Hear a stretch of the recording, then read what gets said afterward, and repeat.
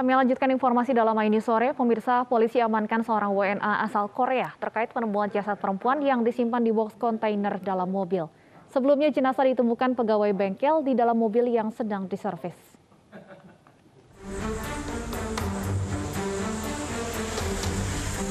Di dalam mobil jenis SUV inilah pegawai bengkel di daerah Tanah Baru Bogor, Jawa Barat menemukan jenazah dalam kondisi tidak utuh. Korban ditemukan dalam boks plastik yang diletakkan di bagasi mobil. Mobil SUV ini dibawa ke bengkel menggunakan mobil derek 1 pekan lalu. Pegawai bengkel pun langsung melaporkan kejadian ini ke polisi. Setelah menggelar olah TKP, polisi mengamankan seorang warga negara asing di sebuah perumahan kawasan Tanah Baru, Kota Bogor malam tadi. Warga negara asing asal Korea ini dibawa ke Mapolresta untuk dimintai keterangan. Sementara itu hingga kini identitas korban masih diselidiki. Dari Bogor, Jawa Barat, Furkon Munawar, iNews melaporkan. Terkait penemuan jasad perempuan yang disimpan di box kontainer dalam mobil, sudah bergabung bersama kami Kombes Pol Susatyo, Kapolresta Bogor Kota.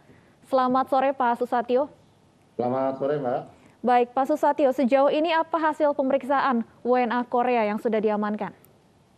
Jadi sejak kemarin kami telah melakukan berbagai upaya-upaya penyidikan, baik itu olah TKP, termasuk juga siang tadi kami melaksanakan otopsi. Tentunya sampai dengan saat ini tim masih bekerja di lapangan.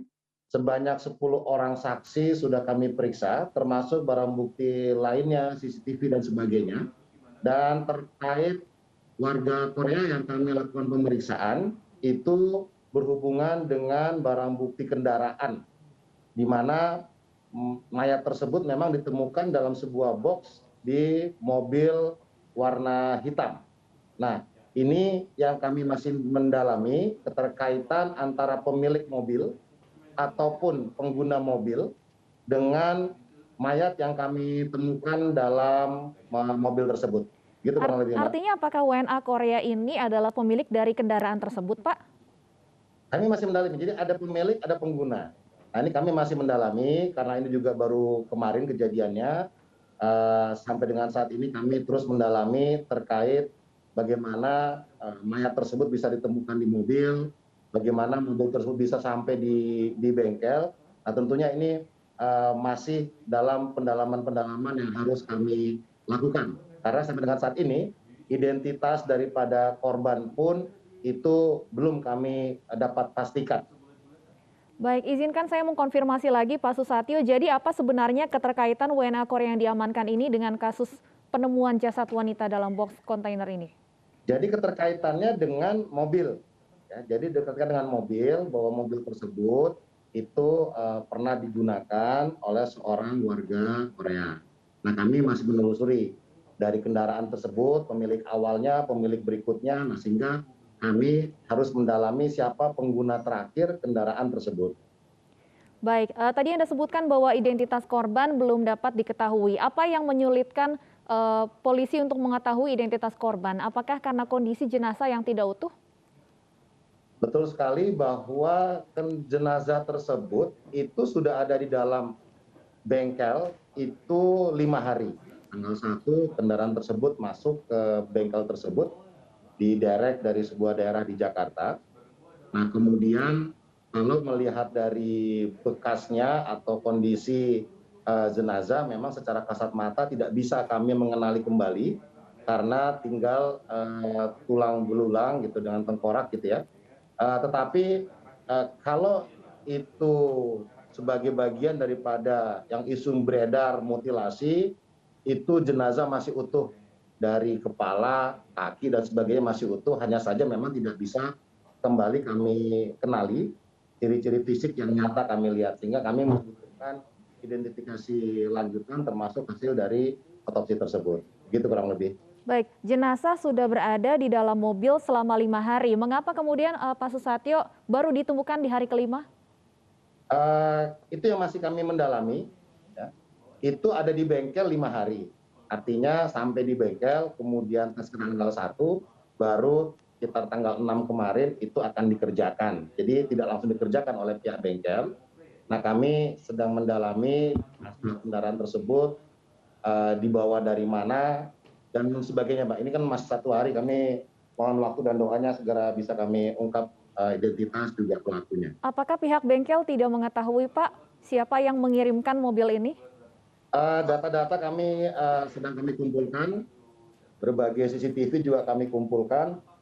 Kami juga mengarah karena kendaraan tersebut diambil diderek dari Jakarta. Nah, ini yang kami, sehingga waktu diderek tersebut memang tidak ada pemiliknya gitu, tapi memesan seperti tentu itu menjadi objek dari perusahaan kami. Baik, untuk hasil otopsi apakah sudah diketahui, Pak, penyebab kematiannya? Hasil otopsi belum resmi dikeluarkan, masih kami pelajari karena baru tadi selesai.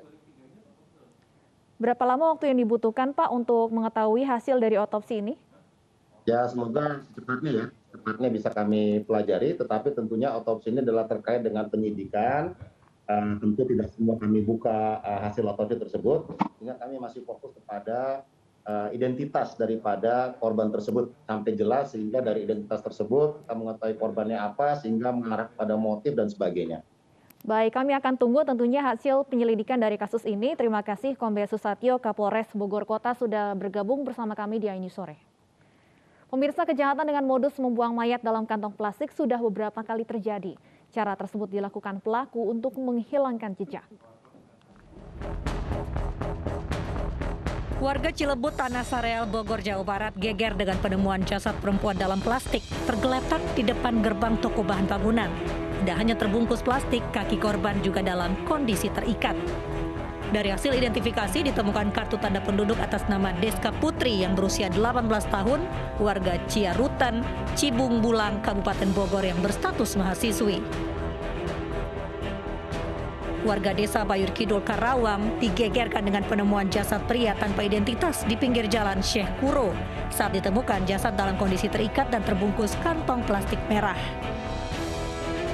Penemuan mayat bermula saat 2 orang warga lari pagi melintas di lokasi kejadian.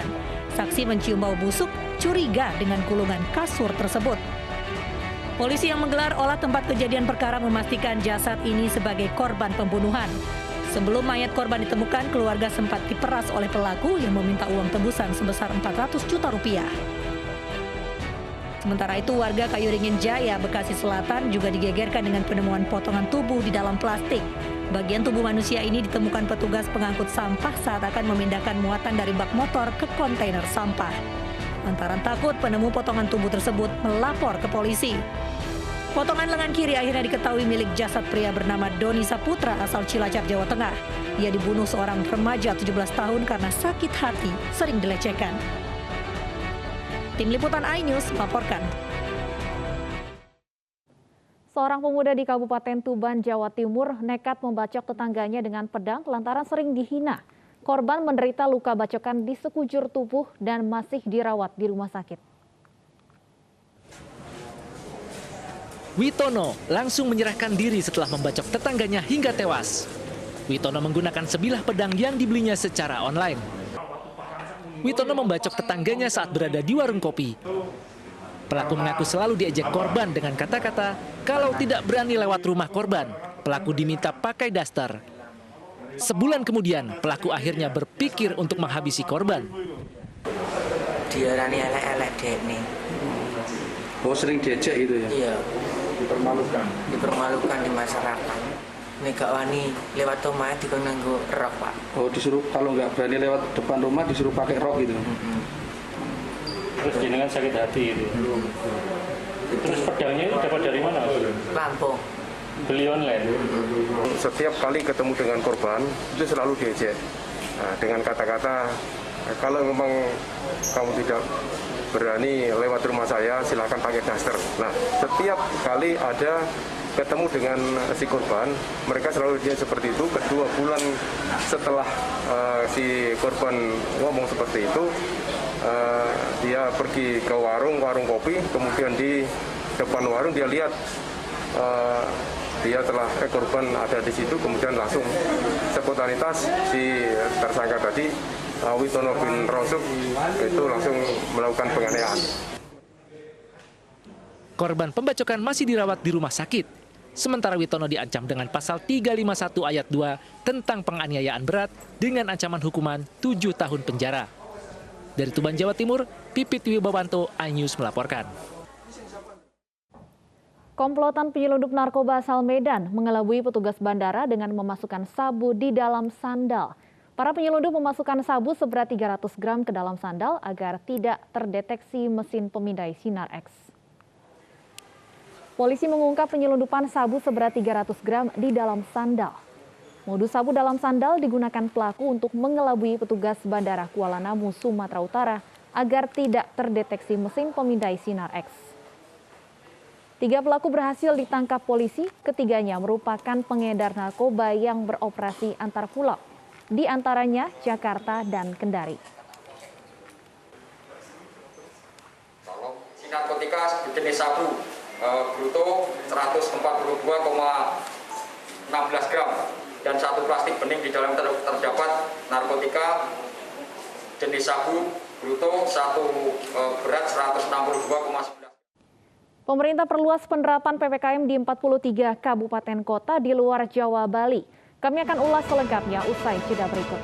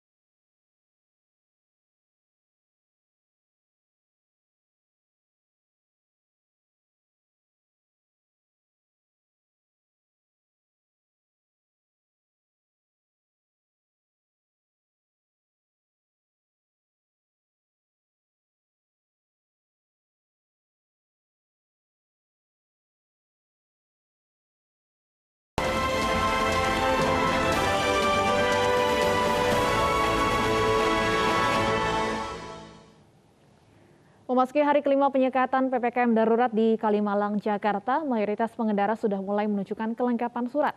Sementara di Lenteng Agung, penyekatan masih ramai lancar.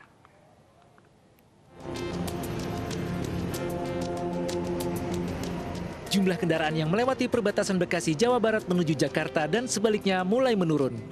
Petugas membagi 3 lajur di titik penyekatan. Lajur pertama untuk nakes dan ambulans, lajur kedua dan ketiga untuk motor dan mobil.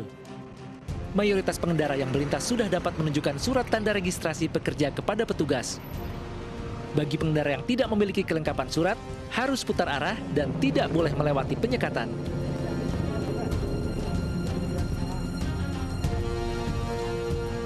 Sementara di kawasan Lenteng Agung, situasi lalu lintas dalam penyekatan jalan PPKM darurat terpantau ramai lancar. Sebelumnya perbatasan antara kota Depok dengan Jakarta ini kerap terjadi kemacetan saat penyekatan diterapkan. Petugas membagi ruas jalan menjadi 2 lajur, yaitu lajur kiri untuk motor dan lajur kanan untuk mobil. Petugas memeriksa kelengkapan surat para pengendara seperti kartu identitas. Hanya pekerja sektor esensial seperti perbankan dan sektor teknologi informasi serta telekomunikasi yang diperbolehkan lewat. Tim Liputan iNews melaporkan.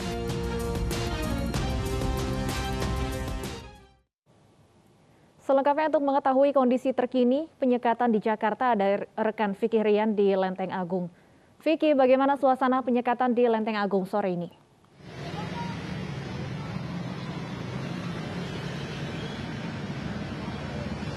Ya, baik Stefani dan juga pemirsa, memang sepertinya di hari kelima penerapan PPKM darurat, volume kendaraan yang melintas di titik penyekatan Lenteng Agung Jakarta Selatan mulai berkurang jika dibandingkan hari Senin dan Selasa kemarin. Berdasarkan pantauan kami, memang arus lalu lintas di titik penyekatan Lenteng Agung sore ini terbilang masih cukup kondusif. Ini di belakang saya adalah antrian kendaraan yang datang dari arah Depok menuju Jakarta, yang memang antriannya ini tidak sepanjang hari sebelumnya, di mana sebelumnya ini bisa mencapai 1,5 hingga 2 km, namun sore ini hanya sekitar 50 hingga 100 meter saja. Dan di belakang saya ini para petugas gabungan baik dari TNI, Polri dan juga Dinas Perhubungan ini juga masih terus menjaga titik penyekatan di Lenteng Agung guna memastikan tidak ada pengendara yang memaksa menerobos.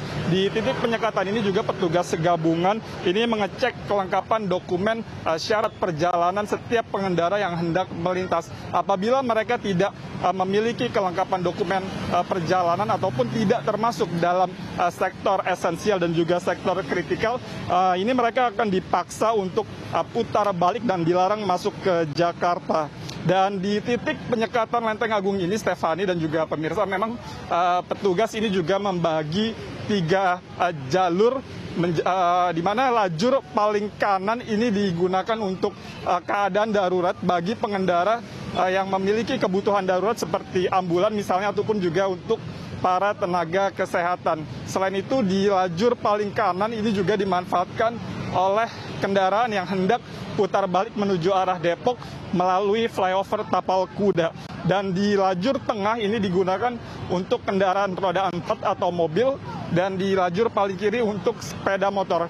Selain untuk memudahkan pemeriksaan dokumen, pembagian lajur ini juga untuk memudahkan bagi kendaraan yang memang memiliki kondisi darurat yang hendak menuju arah Jakarta. Stefani.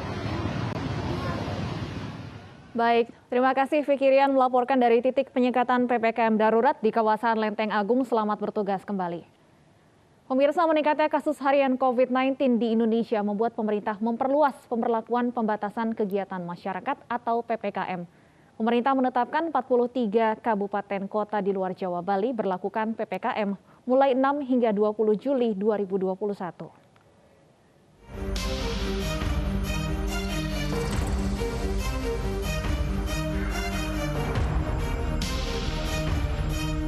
Seiring dengan meningkatnya kasus corona di Indonesia, pemerintah memperluas pemberlakuan pembatasan kegiatan masyarakat atau PPKM di luar Pulau Jawa dan Bali.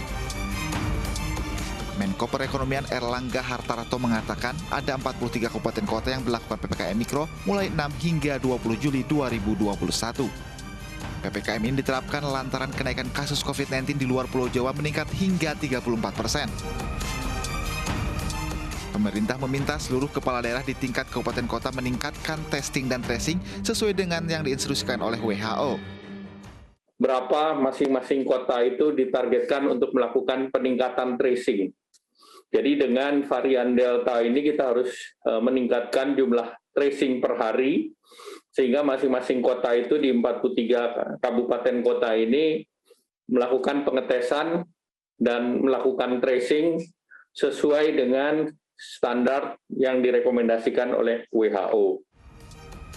Sementara itu dari 43 kabupaten kota yang menerapkan PPKM Mikro, ada 5 provinsi dengan kasus COVID-19 terbesar.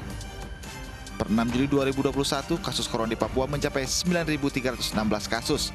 Kalimantan Timur 6.325 kasus, Kalimantan Tengah 5.640 kasus, sementara Kepulauan Riau 5.244 kasus, dan Sumatera Barat 4.156 kasus.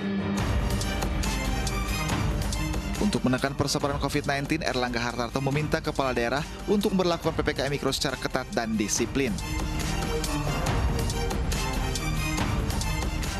Tim Liputan iNews melaporkan. Kota Medan adalah satu dari 43 kabupaten kota yang menerapkan pengetatan PPKM Mikro 6 hingga 20 Juli mendatang. Untuk mengetahui penerapan PPKM di sana, sudah ada rekan kami, Leli Irawan. Leli, bisa diceritakan seperti apa perbedaan penerapan pengetatan PPKM Mikro mulai kemarin hingga 20 Juli mendatang? Ya, Stefani dan Davi, dengan dikeluarnya peraturan baru PPKM Mandiri pada tanggal 6 hingga 20 Juli 2021, banyak perubahan pada jam operasional di sejumlah kafe dan juga restoran yang ada di Kota Medan. Saat ini salah satunya di kawasan Medan Johor, yaitu di salah satu kafe di kawasan Medan Johor ini. Menurut informasi yang kami dapat dari salah satu pengelola, bahwa dengan dikeluarkannya PPKM Mandiri tertanggal 6 hingga 20 Juli ini, jam operasional dibatasi. Yang jika sebelumnya jam operasional bisa ditutup pada jam 9 malam, namun mulai 6 hingga 20 Juli ini pemberlakuan jam operasional lebih diperketat dan dipercepat. Yang biasanya dari jam 8 baru masih buka, dan hingga sekarang ini dari jam 6 sampai jam 17 atau jam 5 sore. Untuk makan di tempat, pihak pengelola membatasi pengunjung untuk makan di tempat. Dan dari jam 5 hingga jam 8 malam, pihak pengelola kafe dan juga restoran melayani pelanggan untuk melakukan take away untuk tidak makan di tempat. Hingga dari jam 8 hingga jam 9 malam itu sudah tutup tempat. Nah, ini juga merupakan hal yang baru dari PPKM sebelumnya. Demikian, Stefani dan Davi. Baik, terima kasih Leli Irawan melaporkan dari Medan, Sumatera Utara. Selamat bertugas kembali. Lalu apa saja yang dilakukan pemerintah untuk menekan serangan virus COVID-19? Kami akan bahas bersama Kabid Penanganan Kesehatan Satgas COVID-19 Alexander Ginting, Wali Kota Medan Bobi Nasution, dan epidemiolog Griffith University Diki Budiman. Selamat sore Pak Alex, Pak Diki, dan Mas Bobi. Selamat sore, salam sehat. Baik, saya ingin ke Pak Alex terlebih dahulu. Pak Alex, saya ingin mengkonfirmasi ini untuk PPKM yang diberlakukan di 43 kabupaten kota, ini adalah pengetatan PPKM Mikro, bukan perluasan PPKM darurat. Ya, jadi kalau kita lihat dan mendengar bagaimana perjalanan pelaksanaan PPKM ini kan berkembang terus sesuai dengan dinamika yang ada di lapangan. Kita lihat dulu asal-usulnya dulu kan dari PSBB, kemudian berubah menjadi PPKM 1, PPKM 2, kemudian PPKM skala mikro. Dan setelah ada lonjakan kasus yang begitu tinggi, melebihi dari pengalaman kita di tahun lalu ataupun di awal Januari, maka diputuskanlah PPKM darurat untuk Jawa dan Bali. Sementara PPKM skala mikro dan PPKM kabupaten kota itu tetap berlangsung di 34 provinsi yang di luar. Baik, jadi sejauh ini tidak ada perluasan PPKM darurat di luar Jawa Bali ya Pak ya? Ya, jadi yang ada itu adalah wacana ataupun pemikiran untuk bisa masuk ke dalam PPKM mikro yang lebih ketat di dalam implementasi, mengingat nanti ini berpotensi untuk terjadinya lonjakan kasus. Jadi artinya belajar dari pengalaman di Pulau Jawa dan Bali, tentu kita sudah melihat ada tren yang mulai meningkat di luar Jawa dan Bali, khususnya yang di 34 itu. Kemudian ini yang harus kita antisipasi. Sehingga dilakukanlah aturan PPKM Mikro ketat untuk di luar Jawa dan Bali. Baik, saya ingin ke Pak Bobi. Mas Bobi, ini di Medan sendiri keterisian rumah sakit rujukan COVID-19 semakin meningkat dan saya mengutip Anda juga sempat menyampaikan krisis tabung oksigen berbanding lurus dengan peningkatan COVID-19. Nah, dengan kemudian pengetatan PPKM Mikro, apakah ini akan cukup untuk menahan laju peningkatan kasus COVID-19 di Kota Medan? Saya rasa bagaimana penerapan PPKM Mikro sampai tingkat di lingkungan ini sebenarnya bisa berjalan efektif. Ini juga bisa dilihat dari sebenarnya kita pada saat 2 bulan lalu memang bor kita sempat tinggi, sempat mencapai 75%. Namun hari ini bor Kota Medan untuk kapasitas ruangan ICU itu tidak lebih dari 41%. Untuk isolasi sendiri 36% untuk di Kota Medan hari ini. Memang bor kita sebenarnya bisa kita katakan cenderung menurun, bahkan sudah kita cek ke rumah sakit rujukan yang ada di Kota Medan tidak pernah ada lagi terjadi antrian. Seperti kurang lebih 2 bulan yang lalu sempat ada antrian sampai dengan 4 hari untuk masuk ke UGD untuk mendapatkan ruangan atau mendapatkan tempat tidur di Kota Medan, Mbak. Artinya belum dirasa perlu juga, Mas Bobi, untuk memperlakukan PPKM darurat seperti yang diberlakukan di Jawa Bali? Untuk beberapa segmen saya rasa kita perlukan hari ini, Mbak. Karena memang aktivitas di Kota Medan ini sangat tinggi karena kita adalah ibu kota provinsi Sumatera Utara. Memang kita katakan penduduk kita 2.500.000, namun kalau pagi dan sore hari sampai dengan sore hari bisa sampai di atas 3 juta. Dalam arti banyak sekali yang masuk dan keluar dari Kota Medan karena juga kita sebagai ibu kota provinsi tentunya ini pencegahan harus kita lakukan. Apalagi Kota Medan khususnya di Medan Belawan kita memiliki pelabuhan dan salah satu mungkin pintu masuk yang sangat potensial untuk varian baru ini adalah dari transportasi laut seperti dari pelabuhan. Dan ini juga sudah kita lakukan pengetatan bagaimana yang masuk ke Kota Medan melalui pelabuhan. Ini sudah kita lakukan cek lagi walaupun sudah membawa surat dari daerah tujuannya, dari daerah asalnya, sudah membawa surat swab. Ini tetap akan kita periksa lagi, Mbak, setelah masuk ke Kota Medan. Baik, Mas Bobi, saya ingin konfirmasi untuk aturan di tengah pengetatan PPKM Mikro ini. Untuk restoran masih bisa makan di tempat dan pusat perbelanjaan pun masih dibuka. Sampai jam 5, Pak. Sampai jam 5 sore, atau jam 17.00 masih diperbolehkan, tapi di atas itu sudah kita batasi jam operasionalnya. Baik, jadi perbedaannya dengan PPKM Mikro di jam operasionalnya ya? Jam operasional. Sebelumnya PPKM Mikro itu di jam 8 atau jam 20.00, sekarang diperketat sampai dengan jam 17.00. Baik, saya ingin ke Pak Diki, epidemiolog Griffith University. Pak Diki, kita lihat di sini ada begitu banyak istilah ya, ada PPKM darurat, ada daerah yang menerapkan pengetatan PPKM Mikro, dan ada daerah lain yang masih menerapkan PPKM Mikro. Saya ingin minta komentar Anda. Ya, tentu esensinya adalah selama daerah-daerah itu menerapkan pembatasan. Jadi namanya memang sudah terlanjur macam-macam ya. Yang itu memang salah satu yang dikritisi selama ini karena menyebabkan kebingungan. Namun esensinya kalau setiap daerah itu betul-betul menerapkan, kalau isinya adalah 3T-nya dilakukan, 5M-nya dilakukan, tentu vaksinasi ada juga penguatannya di situ dan juga pembatasan yang tadi Mas Bobi udah bilang tuh ada pengurangan jam operasionalnya, kemudian juga di pintu masuk. Nah itu sudah benar. Nah tapi saya belum melihat bahwa di banyak daerah ini mengenai penguatan 3T.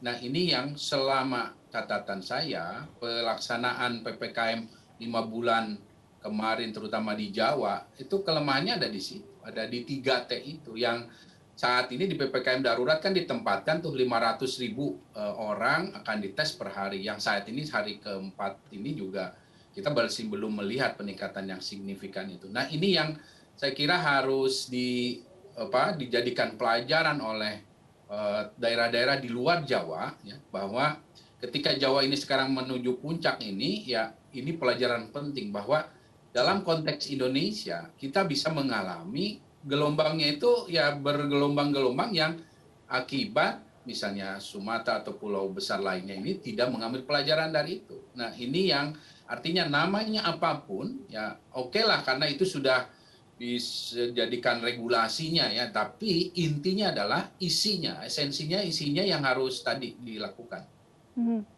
Kalau kita lihat kan isinya di pengetatan PPKM Mikro, ternyata restoran masih boleh makan di tempat, pusat perbelanjaan juga masih boleh buka, hanya ada pembatasan jam operasional saja. Kalau Anda bandingkan dengan lockdown yang pernah Anda alami mungkin di Australia, seperti apa Pak Diki? Ya tentu tidak bisa dibandingkan karena benar-benar kalau di sini namanya lockdown kan tidak ada aktivitas sama sekali ya, kota itu mati ya. Dan sebetulnya lockdown itu pun kan bukanlah strategi yang utama. Dalam pengendalian pandemi sebenarnya lockdown adalah strategi tambahan penguat ketika situasi dianggap memburuk atau ada potensi untuk, kalau di sini karena ada 1 kasus atau 2 kasus itu dalam rangka optimalisasi 3T. Nah, balik lagi ke 3T. Jadi sebetulnya nggak apa-apa misalnya tempat Mas Bobi nggak ada semi lockdown pun, tapi kalau testingnya bisa, tadi kan sudah betul tuh disampaikan di awal pengantar acara kita ini bahwa testing tracing inilah selama ini yang menjadi kesalahan kita di awal pandemi. Nah, ini yang jangan sampai diulangi oleh teman-teman di luar Jawa gitu. Jadi testing sesuai skala penduduk, testing yang sesuai dengan eskalasi pandeminya ini yang harus dilakukan. Kalau misalnya katakanlah di tempat Mas Bobi ini penduduknya 4 juta ya, dalam seminggu ada 4.000-an testing gitu. Baik. Tapi itu adalah minimal gitu. Ingat, itu adalah minimal, bukan berarti sudah 4.000 merasa sudah selesai, karena lihat test positivity rate-nya. Kalau masih di atas 5% ya harus tingkatkan. Nah, ini sebetulnya esensi utama pengendalian pandemi. Baik, testing dan tracing ini juga kunci penting di samping penerapan pembatasan kegiatan masyarakat. Langsung saja kita tanyakan Pak Alex, seperti apa saat ini upaya untuk meningkatkan testing dan tracing ini? Ya, jadi semangatnya seluruh instrumen yang kita laksanakan, apakah itu PPKM 1, 2, ataupun PSBB, sebenarnya dari awal itu harusnya di 3T. Persoalannya operasionalisasi 3T ini untuk di setiap daerah, magnitudenya yang berbeda, frekuensinya yang berbeda. Jadi oleh karena itu untuk Jawa dan Bali selaku dia PPKM darurat tentu ini sudah punya target. Dan dalam Inmendagri nomor 15 tersebut sudah diperintahkan semua kepala daerah, baik gubernur, bupati dan wali kota untuk langsung mengkontrol tingkat testing dan kapasitas kontak tracing yang dilaksanakan oleh masing-masing, baik di tingkat kelurahan, di tingkat desa maupun di tingkat kota.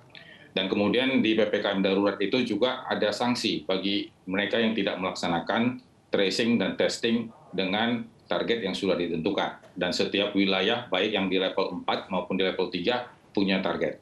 Dan yang kedua, bahwa ada zonasi isolasi. Bagi mereka yang zonasi merah dan zonasi yang hijau, tentu ini ada pembatasan. Prinsipnya, semangatnya, apakah itu PPKM-nya itu darurat ataupun PPKM mikro ketat, semangatnya adalah pembatasan pergerakan orang, pergerakan manusia.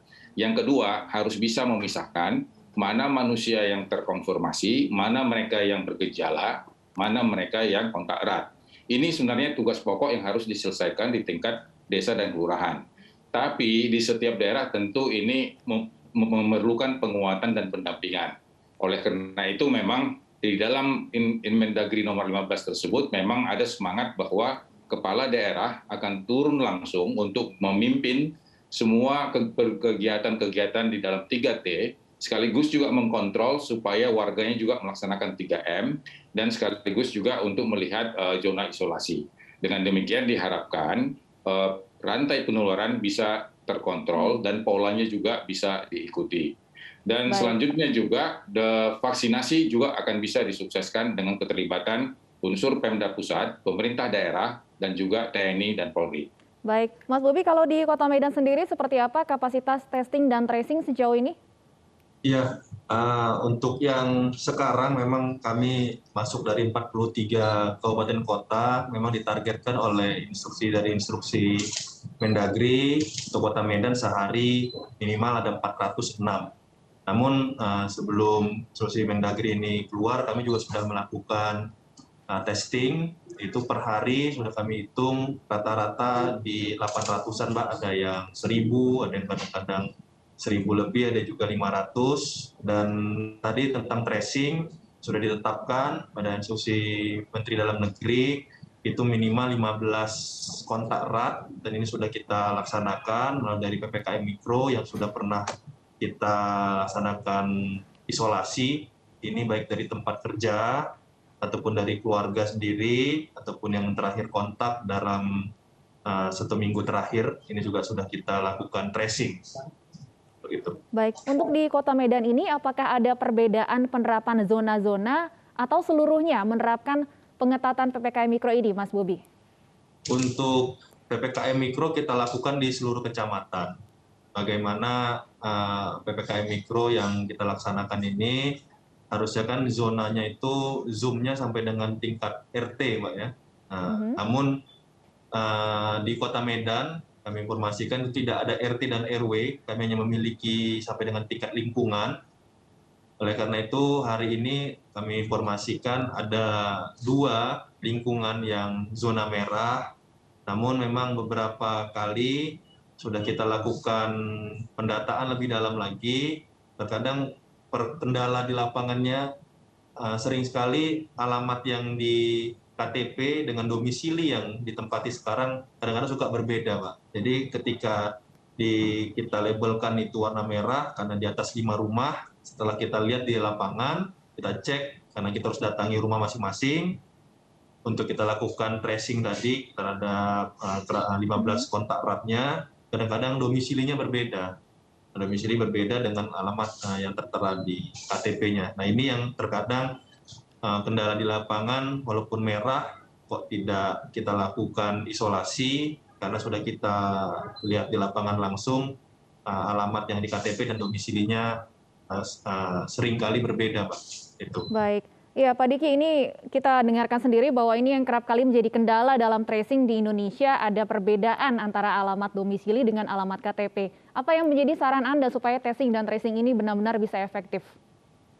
Jadi memang tracing ini tidaklah harus sesuai dengan lokasi tempat tinggal. Jadi kalau namanya tracing lebih pada memang kontak dia dalam katakanlah kemampuan manusia mengingat kan terbatas memang. Katakanlah 2 kali 24 jam atau 3 hari terakhir, dan itu lebih mudah pada lokasi dia kerja. Itu lebih mudah. Ya. Ini dalam konteks Indonesia dan dalam pengalaman sebelumnya. Karena betul yang Mas Bobi alami itu, ya apalagi kalau di Jawa banyak sekali ya, daripada di kota besar. Nah jadi akan lebih efektif kita melihat pada seberapa tempat kerjanya, setting tempat kerja, dan terutama kontak dia. Ya. Kontak dia ini bisa saja memang tidak selalu disesuai dengan lokasinya. Nah ini yang mungkin paling efektif, dan hal yang sangat penting membantu ya dalam hal tracing kita ini adalah juga melibatkan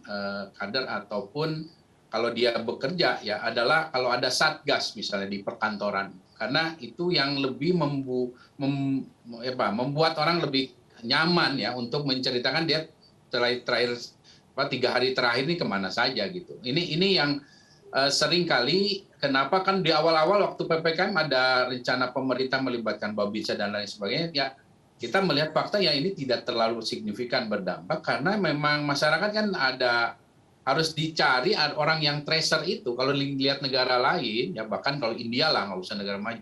India itu ya libatkan kader kesehatan, orang yang memang di tempat kerjanya, sehingga dia lebih leluasa dan dia hafal. Orang ini biasanya ngumpulnya sama ini gitu. Jadi teman kongkonya dia itu ya akan jadi tracer dia, tempat untuk kita tracing. Baik, gitu, saya akan langsung tanyakan komentar Pak Alex, pelibatan orang terdekat dalam hal tracing dan testing ini. Misalnya saja Satgas COVID-19 di perkantoran dan sebagainya. Komentar Anda Pak Alex, singkat saja. Ya, jadi artinya memang setuju saya dengan apa yang disampaikan Dr. Diki, bahwa memang itu tidak tergantung kepada domisili, tapi tergantung di mana dia berada pada saat itu. Karena yang namanya tracing kita menanyakan 2 minggu terakhir dia ada di mana, dan kemudian dia ketemu sama siapa saja, dan kemudian kita melacak siapa yang sudah kontak erat ini, kita melacak kontak erat di generasi kedua ataupun generasi ketiganya. Jadi memang untuk kontak tracing itu yang pertama. Tapi juga warga juga harus diberitahu bagaimana tanggung jawabnya juga. Oleh karena itu menyangkut konsekuensi hukum dan penindakan ini juga penting. Sehingga mereka yang terkonfirmasi juga jangan keluar dari zona merah yang sudah ditetapkan, dan mereka yang sudah memang kontak erat yang harus dilakukan karantina, ini juga harus perlu disosialisasikan. Karena selagi mereka tidak tahu bahwa ini adalah pelanggaran hukum, pelanggaran PPKM, maka mereka dengan enaknya saja bisa keluar masuk. Oleh karena itu berbagai sanksi dan penindakan harus memang ditegakkan. Itu esensinya PPKM darurat, termasuk juga PPKM ketat, bahwa di situ harus ada penindakan, harus ada ketegasan. Baik, Mas Bobi, singkat saja, apakah ada pesan yang ingin Anda sampaikan kepada warga Kota Medan terkait penerapan pengetatan PPKM Mikro? Iya, untuk warga Medan yang pasti kami meminta kita bersama-sama mengikuti apa yang sudah dianjurkan, karena sesungguhnya apa yang dilaksanakan hari ini, apapun yang kita keluarkan kebijakan hari ini, bukan untuk mengurangi atau membatasi aktivitas yang seharusnya, tapi ini untuk kesehatan kita semua. Namun untuk melaksanakan kesehatan ini memang ada yang perlu sedikit kita korbankan. Oleh karena itu kita hari ini harus bersabar, kita ikuti prokes yang sudah ditetapkan. Apabila prokes ini bisa kita jalankan bersama-sama dengan ketat, percaya pasti COVID-19 di Kota Medan bisa lebih kita tekankan dan aktivitas kita bisa kembali seperti new normal. Baik, terima kasih Mas Bobi, Pak Alex, dan juga Pak Diki sudah bergabung bersama kami di AI News Sore. Pemirsa, langgar PPKM darurat, Lurah Pancoran Mas Depok jadi tersangka. Kami akan kembali sesaat lagi.